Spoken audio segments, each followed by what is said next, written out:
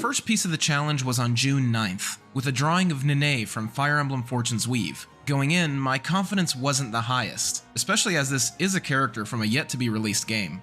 Because of that fact, I didn't have a ton of reference photos to rely on. Starting off with the sketch, I immediately decided to set the scope of the piece. Setting constraints and having a realistic end goal for your art goes a long way. So for Nene, I ended up drawing her from the hips up, rather than a full body composition. Jumping into the coloring phase, a big thing I tried to maintain throughout the challenge was momentum. So whenever I saw that I was endlessly refining a sketch, I forced myself to move along to coloring, even if it didn't quite feel ready for it. That one change ended up being one of the easiest ways to get unstuck, because adding color let me see the piece with fresh eyes. One thing I made a point to avoid for this challenge was leaving characters in an empty white void. So while I didn't quite feel confident in a complex background for Nene, I ended up doing a basic colored shape behind her to add some depth at the very least.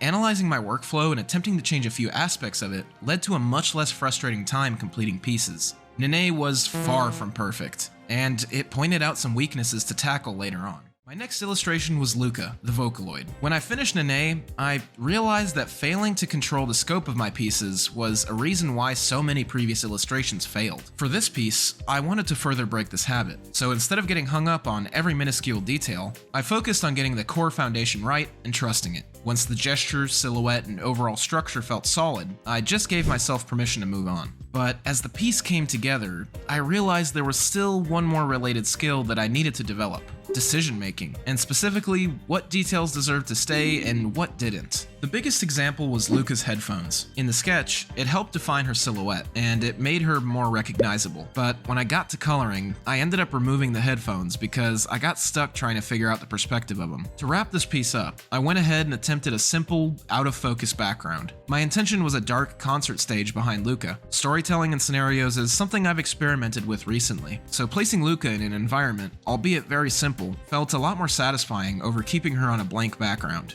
Adding that simple background made me realize that my past issues were less about raw drawing skill and more about mentality. And that brings us to my next piece, where I started defining to myself what a finished drawing actually needed to look like.